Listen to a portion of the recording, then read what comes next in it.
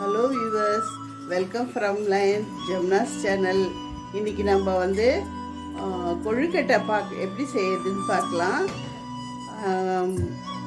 கொழுக்கட்டை மாவு இது உள்ள பூர்ணம் வச்சு பூர்ணம் கொழுக்கட்டை பண்ணுறது பார்க்கலாம். வாங்க வீடியோக்கு போகலாம். வியூவர்ஸ், இப்போ பாருங்க, நான் 2 டம்ளர் மாவு எடுத்திருக்கேன். நம்ம இடியாப்பம் கொழுக்கட்டை செய்கிற மாவு, வறுத்த மாவு எடுத்துன்னு இருக்கேன். கொஞ்சம் உப்பு கொஞ்சம் இதில் ஆட் பண்ணிக்கலாம். உப்பு போட்டுட்டு தண்ணி கொதிச்ச பிறகு, தண்ணி நல்லா கொதிச்சிடுச்சு.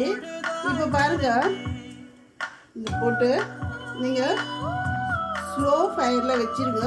ஏன்னா ஏற்கனவே வறுத்த மாவு சீக்கிரம் வெந்துடும். அதில் வந்து நம்ம பச்சை மாவுனா கொஞ்சம் லேட் ஆகும். தண்ணி நிறைய வைக்கணும். வந்து பாருங்க, மாவு பாருங்க,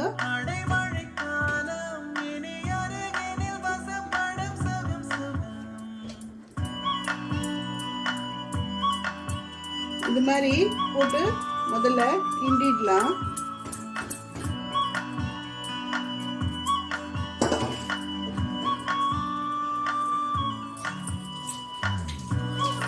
நல்லா கிண்டிட்ட பிறகு இதுல கொஞ்சமா வேணும்னா நெய் சேர்த்துக்கலாம், இல்லைன்னா தேவையில்லை.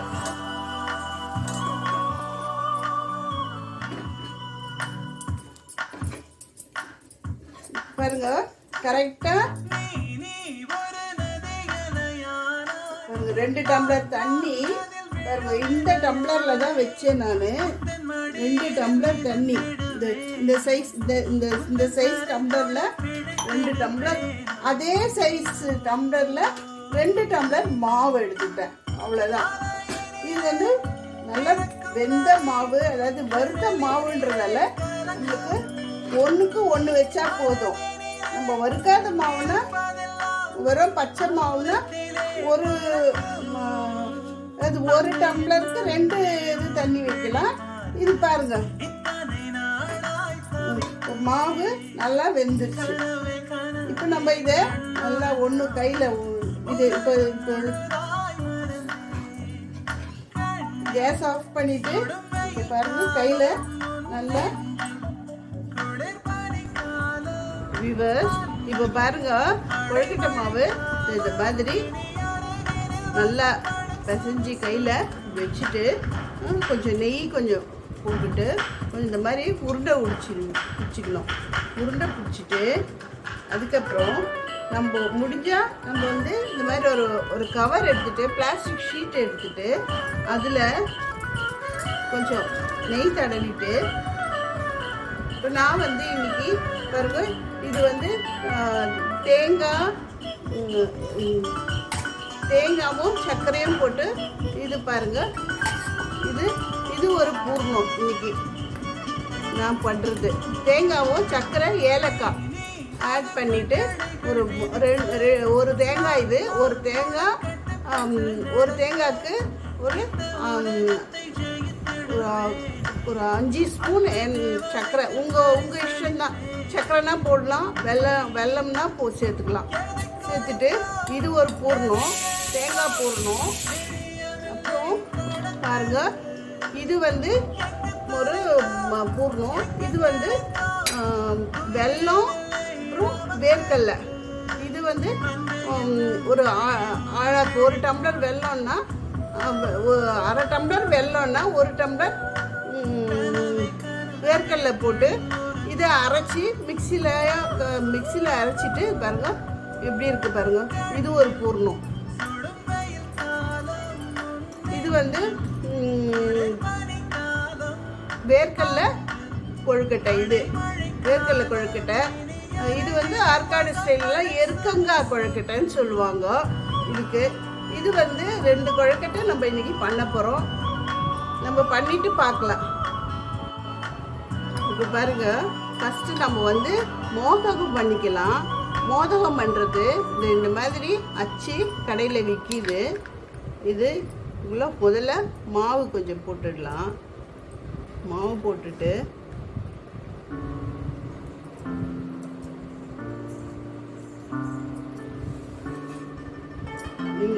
கொஞ்சம் நெய் தடவிக்கோங்க.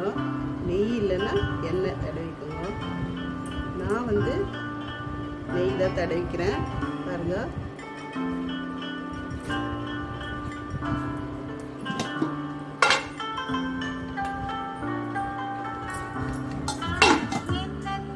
இந்த மாவு வந்து நீங்கள் மூடி வைக்கணும். ஏன்னா வந்து அது சீக்கிரம் ஆறிடும். ஆறிட்டு ரொம்ப ரஃப் ஆகிடும்.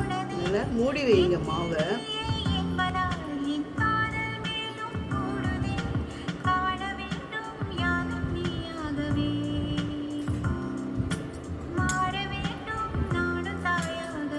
இப்போ இதில் பாருங்க உள்ள போட்டு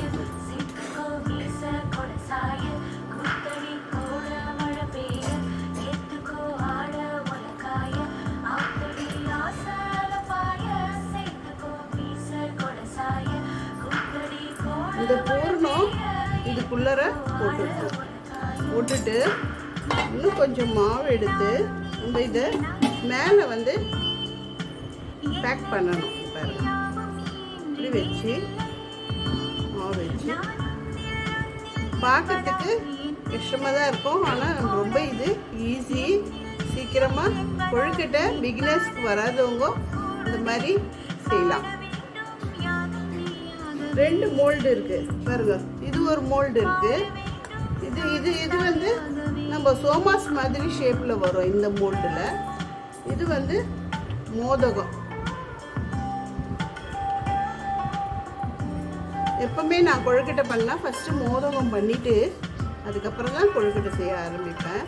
பாருங்க இப்போது கொழுக்கட்டை நம்மளுக்கு அழகாக வந்திருக்கு பாருங்க.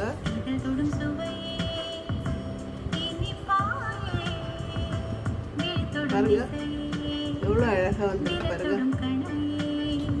நீங்களே பாருங்க ஈஸியாக இருக்கா? இந்த மாதிரி ஒன்றுத்தையும் உங்களுக்கு ஷேப் நல்லா இருந்து அழகாக இருக்குதுன்னா நீங்கள் மொத்தமே இந்த இதுலேயே செய்யலாம். அப்படி இல்லைன்னா நம்மளுக்கு சோமாஸ் மாதிரி வேணும் அப்படின்னா நம்ம இப்போ செஞ்சு காமிக்கிறேன். இப்போ பாருங்க இந்த பிளாஸ்டிக் ஷீட்டில் இந்த மாதிரி தட்டிடணும். இந்த மாதிரி தட்டிட்டு இதை வந்து எடுத்து பாருங்க இப்படி கையில் வச்சுட்டு பாருங்க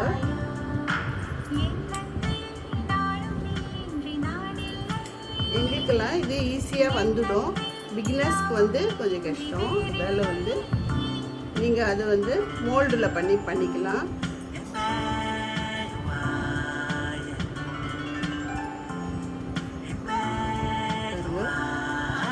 இதுதான் பூர்ணம் கொழுக்கட்டை சொல்லுவோம். இல்லை எருக்கங்காய், இது நாங்கள் வேர்க்கடலை வச்சாக்கா எருக்கங்காய் கொழுக்கட்டை சொல்லுவோம். ஆற்காடு சைட்லாம் எருக்கங்காய் கொழுக்கட்டை சொல்லுவோம். ஏன்னா இது நிறைய எது வேணாலும் நிறைய மெத்தட் இருக்குது. உள்ள பூர்ணம் வந்து அவங்கவுங்க இஷ்டம். எள்ளு வைக்கலாம், எள்ளு வெல்லம் கலந்து அது வைக்கலாம். இது பாருங்க இது ஒரு கொழுக்கட்டை.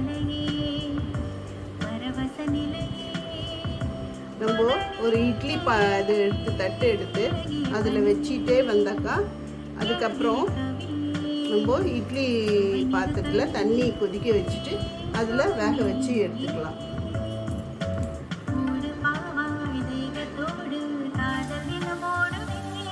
இப்போது இட்லி சட்டியில் தண்ணி நல்லா கொதிக்குது. நம்ம பிடிச்சி வச்ச கொழுக்கட்டைய இதில் இப்படியே வச்சிடலாம்.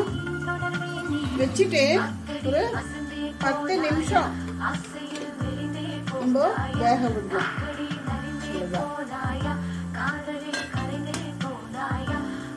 10 நிமிஷம் வேக விட்டு பார்க்கலாம். பாருங்க இப்போ இந்த அச்சில் செய்யறது பாருங்க. இந்த மாதிரி நல்லா மாவு தட்டிடணும். தட்டிட்டு பாருங்க இந்த அச்சில் இப்படி வச்சிடணும். நல்லா பார்த்துக்கோங்க. இந்த அச்சில் இப்படி வச்சுட்டு ரொம்ப ஈஸி பிஸ்னஸ்க்கு ரொம்ப. இப்போ இதில் வந்து இந்த பூரணம் உள்ளே வைக்கிற பூர்ணத்தை இப்படி வச்சிடணும், சென்டரில் வச்சிடணும். பாருங்கள், சென்டரில் வச்சுட்டு இப்போ இதை அப்படியே மடித்து நல்லா ஒரு ப்ரெஸ் பண்ணணும், நல்லா ப்ரெஸ் பண்ணணும். எக்ஸ்ட்ரா மாவெல்லாம் வெளியே வந்துடும்.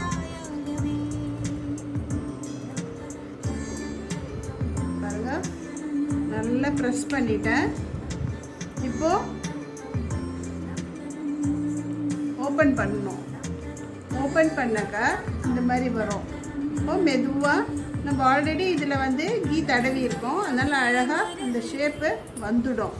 இப்போ பாருங்கள், பாருங்கள், சூப்பராக வந்துடுச்சு. பாருங்கள் கொழுக்கட்டை.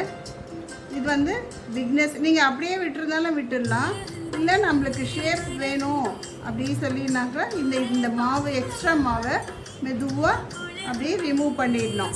பாருங்கள் எவ்வளோ அழகாக வந்திருக்கு பாருங்கள் கொழுக்கட்டை. இது வந்து பிக்னஸ்க்கு ரொம்ப இந்த மோல்டு வந்து ரொம்ப யூஸ்ஃபுல்லாக இருக்கும். அது நீங்கள் என்ன ஒன்றாலும் இந்த பூர்ணம் கொழுக்கட்டை எந்த பூர்ணம்னாலும் வைக்கலாம். தேங்காய் வைக்கலாம், இல்லை பருப்பு வெல்லம் மிக்ஸ் பண்ணி பருப்பு வேக வச்சு கடலைப்பருப்பு வேக வச்சுட்டு அந்த பூர்ணமும் வைக்கலாம்.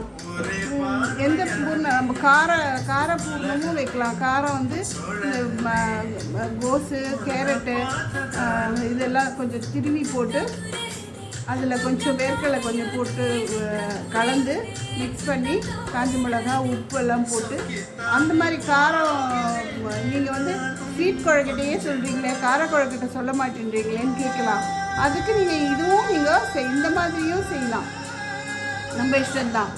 நான்வெஜ் சாப்பிட்றவங்க அது கைமா பண்ணி அதை கூட இந்த மோல்டில் கைமா பண்ணி அதில் கோஸு எல்லாம் கலந்து நம்ம இது பண்ணி அதுவும் இதில் வச்சு சாப்பிட்லாம். ரொம்ப நல்லாயிருக்கும். நம்ம இஷ்டம்தான். கொழுக்கட்டைக்குள்ளே வைக்கிற பூர்ணம் வந்து நம்மளுக்கு என்ன விருப்பமாக இருக்கோ அதை வச்சா ரொம்ப நல்லாயிருக்கும்.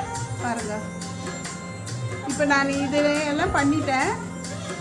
இப்போது ஏற்கனவே ஆல்ரெடி வச்சது வந்து நம்ம இப்போ பார்க்கலாம் வெந்திருக்கான்ட்டு. பாருங்க, கொழுக்கட்டை வெந்திருக்கு, நல்லா அழகாக வெந்திருக்கு. இது வந்து கொஞ்சம் ஆறட்டன்னு நம்ம எடுத்து சர்வ் பண்ணலாம். இப்போ பாருங்க, நம்ம செஞ்ச கொழுக்கட்டை எவ்வளோ நல்லா வந்திருக்கு. பாருங்க எத்தனை ஷேப்பில் பண்ணியிருக்கோம் பாருங்கள். இது ஒரு ஷேப்பு, இது நம்ம சந்திரகலா சொல்லுவோம் அந்த ஷேப். இது வந்து நம்ம கொழுக்கட்டை செய்கிற ஷேப்பு. இது மோதகம். பாருங்கள்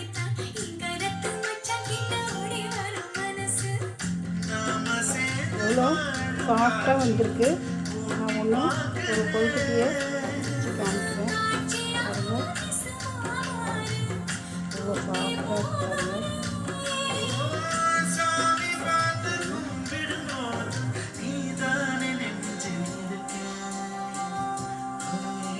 இதெல்லாம் நல்லா வந்து நல்லா இருக்காங்க,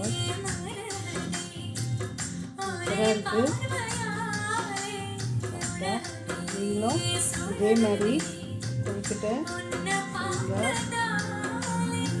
எங்கள் அம்மாஸ் சேனலுக்கு சப்ஸ்கிரைப் பண்ணுங்கள். உங்கள் ஃப்ரெண்ட்ஸ்க்கெல்லாம் இந்த கொழுக்கட்டை செய்து நீங்கள் ஷேர் பண்ணுங்கள்.